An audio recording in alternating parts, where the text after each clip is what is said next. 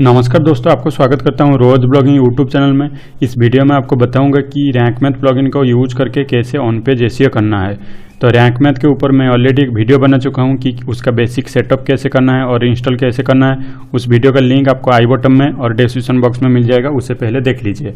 देखिए, ये मैंने एक आर्टिकल लिखा है, इसका स्कोर देखिए रैंक मैथ ने दिया है 88 आउट ऑफ 100। और इतना क्यों बाकी रह गया मैं आपको अभी सब कुछ बताऊंगा, पूरा स्टेप बाय स्टेप आपको बताऊंगा। तो रैंक मैथ प्लगइन जब आप यूज करेंगे तो यहाँ देखिए ये कुछ रैंक मैथ प्लगइन का साइट ऐसे दिखता है, ये है एसईओ स्कोर मिलता है। और क्या क्या है सब चीज़ें मैं अभी आपको बताऊंगा। पहले दिखा देता हूँ आपको एडिट स्निपेट का जो ऑप्शन मिलता है, ये है एसईओ टाइटल। आप चाहे तो इसे एडिट भी कर सकते हैं। बाय डिफ़ॉल्ट क्या करता है कि ये जो पोस्ट का टाइटल होता है और उसके बाद सेपरेटर देके साइट नेम रख देता है, तो आप चाहे तो इसे चेंज भी कर सकते हैं। उसके बाद फॉर्मल लिंक आप इसे चेंज भी कर सकते हैं। उसके बाद ये जो डिस्क्रिप्शन है, मतलब कि जहाँ देखिए सर्च रिजल्ट में जो आता है, ये जो नीचे थोड़ा सा लिखा रहता है, ये 160 कैरेक्टर तक आप लिख सकते हैं। तो ये हो गया। आप चाहें तो यहाँ कुछ लिख सकते हैं या फिर ये बाय डिफ़ॉल्ट ही यहाँ से पुल करके लाएगा आपका कंटेंट से। हाँ, लेकिन आपका जो मेन कीवर्ड है ये वाला, देखिए मेरा जो मेन कीवर्ड है ये टाइटल में होना चाहिए और फॉर्मल लिंक में होना चाहिए और फिर यहाँ डिस्क्रिप्शन में होना चाहिए। उसके बाद आपको दिखाता हूँ यहाँ और सेटिंग मिलता है। इस सेटिंग में मतलब ये वाला जो पोस्ट है इसे इंडेक्स करना है या फिर नहीं करना है, ये आर्काइव में अगर नहीं रखना है तो इसे टिक करना है, ये सब आपको करना है। उसके बाद आपको यहाँ ऑप्शन मिला कि स्कीमा ये क्या है, अगर ये रिव्यू वगैरह होता है या फिर बुक या फिर जॉब पोस्टिंग, रेस्टोरेंट या फिर रेसिपी, सॉफ्टवेयर एप्लीकेशन, वीडियो, यहाँ से आप चूज कर सकते हैं। ये जो भी है इसे चूज कर सकते हैं। उसके बाद यहाँ देखिए शेयर का ऑप्शन मिल रहा है। आप चाहें तो यहाँ से फ़ोटो भी चेंज कर सकते हैं, मतलब फ़ोटो ऐड कर सकते हैं। यहाँ ऑप्शन दे रहा है आपको ट्विटर और फेसबुक के लिए। हमें ऐसा कुछ करना नहीं है, हमें तो बस बेसिक सेटिंग देखना है। देखिए, मैं अभी ये ब्लॉगिंग टूल्स के ऊपर ये वाला पोस्ट लिखा हूँ। यहाँ देखिए ब्लॉगिंग टूल्स, ये जो फोकस कीवर्ड है, मतलब कि आप कौन सा कीवर्ड को टारगेट कर रहे हैं, ये वही चीज़ पूछ रहा है। तो आपको यहाँ वही वर्ड को एंटर कर देना है। ये देखिए स्टार मार्क है, मतलब ये मेरा मेन कीवर्ड है। और ये जो है ये मतलब हेल्पिंग कीवर्ड है। लॉन्ग टेल्स मतलब बेस्ट ब्लॉगिंग टूल से बता दिया।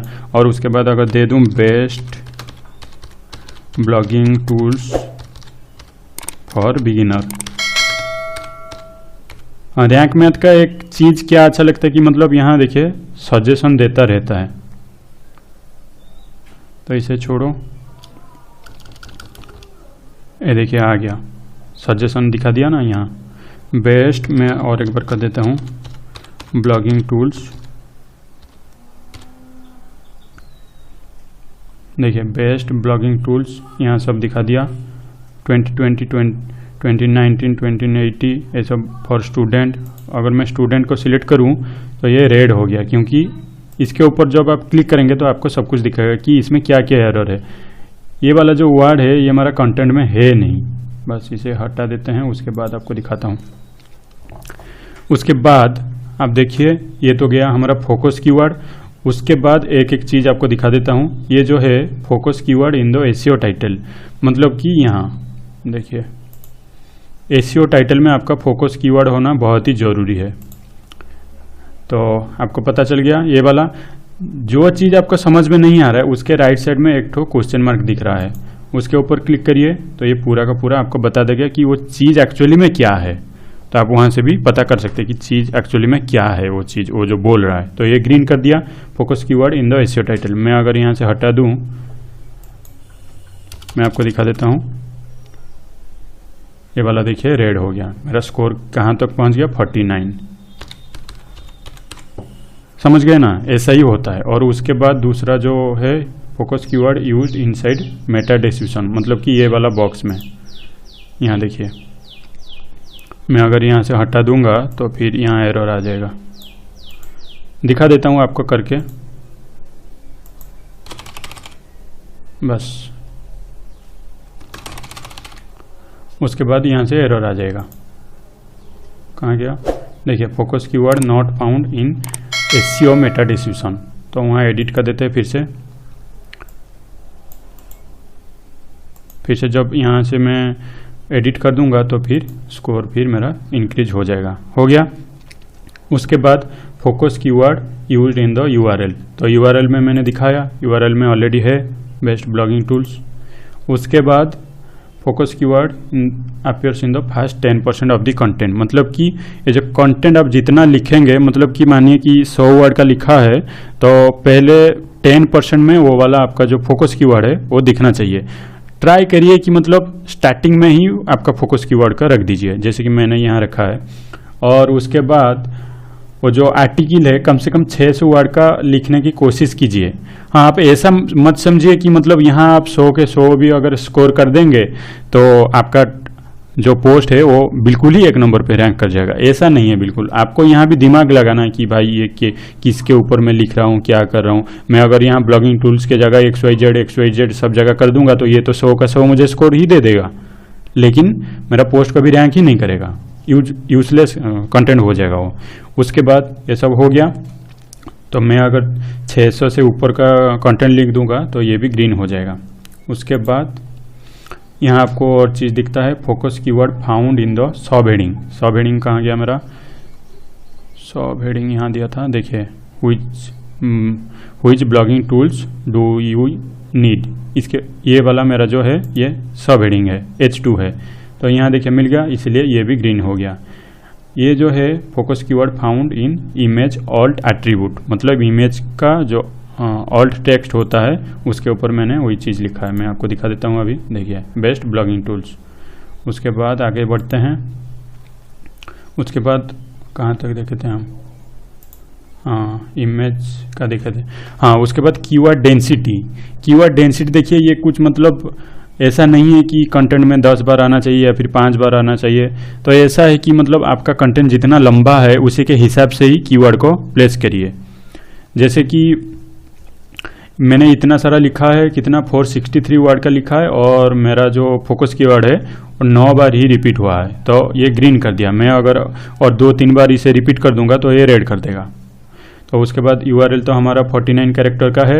URL आप मैक्स टू मैक्स 75 कैरेक्टर तक रख सकते हैं। उसके बाद लिंकिंग टू एक्सटर्नल रिसोर्सेज, मैंने एक्सटर्नल लिंक किया है, मतलब कि आप जो पोस्ट लिख रहे हैं तो बाहर को लिंक, डू फॉलो लिंक देना बहुत ही ज़रूरी है, नहीं तो फिर आपका स्कोर बहुत ही कम हो जाएगा। मैंने कहाँ दिया है? यहीं तो कहीं दिया है, देखिए ये ऊबर सजेस्ट को मैंने लिंक दिया है। और उसके बाद नेक्स्ट, हाँ ये तो डू फॉलो वाला वही बोल दिया कि बाहर लिंक देना है। और उसके बाद आप ट्राई कीजिए कि जितना आप लिंक दे रहे हैं कंटेंट में, मतलब बाहर वाला लिंक दूसरा साइट का, तो आप एक डू फॉलो दे दीजिए और चाहे तो उसके बाद सब नो फॉलो कर दीजिए। माने कि आपका साइट एफिलिएट वेबसाइट है तो आप सभी को डू फॉलो मत दीजिए, एक ही डू फॉलो दे दीजिए, आपका यहाँ स्कोर इंक्रीज हो जाएगा। उसके बाद सब नो फॉलो कर दीजिए। उसके बाद क्या है? Linking to other resources on your website. तो मैंने इंटरनल लिंकिंग ऑलरेडी कर रखा है, यहाँ देखिए ये मेरा इंटरनल लिंकिंग है, ये दूसरा पोस्ट है। और उसके बाद आया ये you have not use the focus keyword before, मतलब कि ये जो ब्लॉगिंग टूल्स जो मेरा जो फोकस कीवर्ड है ये में से पहले से मैं इस कीवर्ड को कभी यूज नहीं किया, इसीलिए ये मेरे को ये भी टिक हो गया। तो उसके बाद और जितना मिल रहा है, focus keyword used at the beginning of the SEO title, देखिए मेरा स्टार्टिंग में ही यूज हुआ है ये वाला कीवर्ड। और उसके बाद your title has a positive और नेगेटिव सेंटीमेंट, मतलब कि बेस्ट ब्लॉगिंग टूल्स ऐसा जो मैं लिखा हूँ।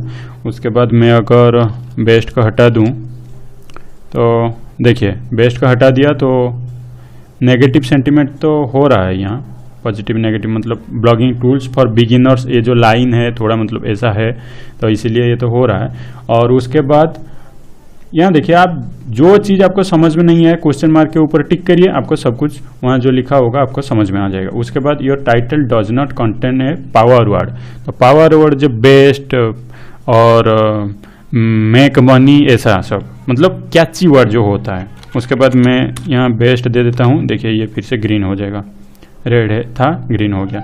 You are using a number in SEO title, मैं अगर नंबर हटा दूँ इसे, ऐसा जरूरी नहीं है कि मतलब जो वाला आर्टिकल में आपको टाइटल में नंबर देना ही नहीं है तो ये तो रेड रहेगा, लेकिन आपको उसे ग्रीन करने की कोई भी ज़रूरत नहीं है। आपको नंबर मतलब अननेसेसरीली कोई नंबर यूज नहीं करना है, अगर ज़रूरत है तो नंबर यूज करिए, नहीं तो फिर नंबर यूज मत कीजिए। देखिए ये मेरा एक कम हो गया, 87 हो गया। उसके बाद मैं फिर से अगर नंबर डाल दूँ तो फिर से 88 हो जाएगा। उसके बाद आगे आपको दिखाता हूँ, ये गया हमारा उसके बाद और एक चीज़ बचा, कंटेंट रीडेबिलिटी। ये देखिए table of content plugin, table of content plugin को आप यूज कर लीजिए तो ये बढ़ जाएगा, क्योंकि यूजर जो आता है उनको थोड़ा समझने में थोड़ा आसानी होता है अगर आप टेबल ऑफ कंटेंट यूज करेंगे। उसके बाद you are using short paragraphs. हाँ, मैंने कहीं पे भी लंबा पैराग्राफ नहीं लिखा है, मैं अगर चाहता ये सब एक ही साथ में लिख देता। आपको दिखा देता हूँ मैं यहाँ, अगर यहाँ से स्पेस हटा दूँ, देखिए रेड तो हुआ नहीं, अभी हो जाएगा। थोड़ा पैराग्राफ ये थोड़ा लंबा हो गया, और उसके बाद इससे भी अगर उसके साथ जोड़ दूँ, फिर अभी भी नहीं हुआ, शॉर्ट पैराग्राफ में है, मतलब इसमें कम वर्ड है। उसके बाद अगर मैं और दूसरा सारा मिक्स कर दूंगा तो ये वाला भी रेड हो जाएगा। तो आपको कोशिश ये करना है कि शॉर्ट पैराग्राफ करके लिखना है, तो 2-4 लाइन का, क्योंकि आप भी जब पढ़ रहे होंगे किसी भी आर्टिकल को तो आपको भी मतलब ऐसा बोरिंग फील हो जाता है कि भाई इतना लंबा कौन पढ़े यार, 2-4 लाइन का लिख दो फिर पढ़ो। तो ट्राई करिए कि छोटा पैराग्राफ लिखने के लिए। उसके बाद कंटेंट्स इमेज और वीडियो। हाँ, तो कंटेंट में वीडियो और इमेज होना बहुत ही ज़रूरी है, क्योंकि जो रीडर को अच्छा लगता है, मतलब हेल्पफुल भी हो जाता है। तो देखिए ये मेरा जो है ग्रीन नहीं हुआ है अब तक, मैं आपको दिखा देता हूँ। हाँ, तो मिनिमम एक जो इमेज है वो ऑल्ट टेक्स्ट देना है आपका फोकस कीवर्ड को, ये वाला। हाँ, तो और दूसरा इमेज मैं ऐड करके दिखा देता हूँ, बस डेमो के लिए ऐड करूँगा। इसमें तो मेरे को और कोई इमेज की ज़रूरत ही नहीं है। जैसे कि मैंने आपको कहा, यहाँ अगर आप 100 के 100 स्कोर भी अगर अचीव कर लेते हैं, फिर भी ये गारंटी नहीं है कि आप जाके पूरा टॉप में रैंक कर जाएंगे। ये आपके ऊपर डिपेंड करता है कि आप कौन सा टॉपिक में लिख रहे हैं, उसमें कितना कंपटीशन है, ये और भी बहुत सारा चीज़ें। और उसके बाद मैं जाके वहाँ कुछ फ़ोटो ऐड कर देता हूँ। देखिए एक ऐड कर दिया, 2% मेरा इंक्रीज हो गया। और एक दूसरा फ़ोटो अगर ऐड कर दूँ, हाँ याद रखें जब भी आप फ़ोटो ऐड कर रहे हैं उसमें ऑल्ट टेक्स्ट देना बहुत ही ज़रूरी है। सभी फ़ोटो में बिना ऑल्ट टेक्स्ट का फ़ोटो अपलोड मत कीजिएगा। हाँ, तो और एक फ़ोटो मैं अपलोड कर देता हूँ। उसके बाद देखिए 92 हो गया, तो मैं इसे रिमूव कर देता हूँ क्योंकि ये मुझे ज़रूरी नहीं है इस पोस्ट में।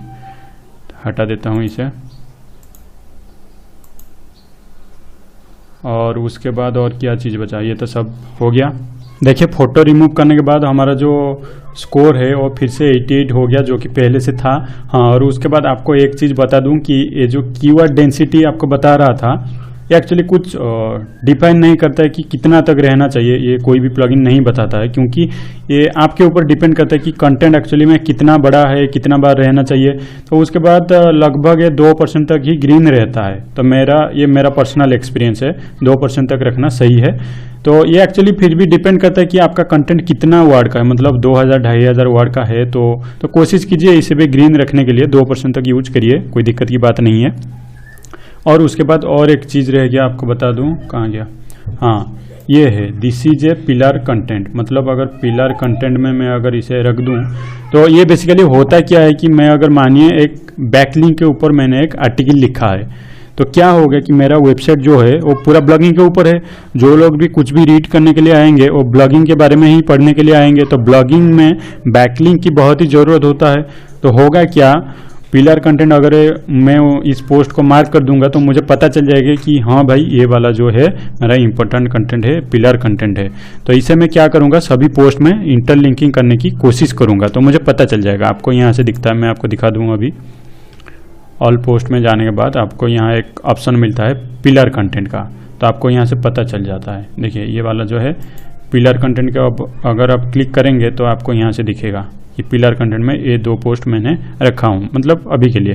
तो ऐसा आपको पता चल जाएगा कि हाँ भाई ये वाला जो कंटेंट है ये इम्पोर्टेंट है और सब जगह इसे लिंक करने की ज़रूरत है। और उसके बाद हाँ, ये तो हो गया ऑन पेज एसईओ हमारा प्लगइन के थ्रू।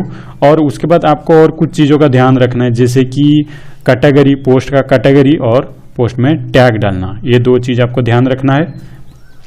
और उसके बाद देखिए ये जो टेबल वगैरह आप जब यूज करेंगे, मैं तो खैर इस पोस्ट में टेबल यूज नहीं किया हूँ, तो जब टेबल वगैरह आप यूज करेंगे तो उसे थोड़ा सही से यूज कर लीजिए। और उसके बाद जो फोटो वगैरह देंगे सभी में ऑल्ट टेक्स्ट दे दीजिए। और ऐसे और कुछ चीज़ों का ध्यान तो नहीं रखना है, ये कैटेगरी चूज कीजिए, टैग चूज कीजिए, बस इस कुछ चीज़ों का ध्यान रखें तो फिर आपका साइट धीरे धीरे ग्रो होने लगेगा, आपका साइट टॉप रैंकिंग में आने लगेगा, फिर अर्निंग भी होने लगेगा। तो दोस्तों वीडियो देखने के लिए धन्यवाद। अगर वीडियो पसंद आया होगा तो वीडियो को लाइक कर दीजिएगा और हमारे चैनल को भी सब्सक्राइब कर लीजिएगा।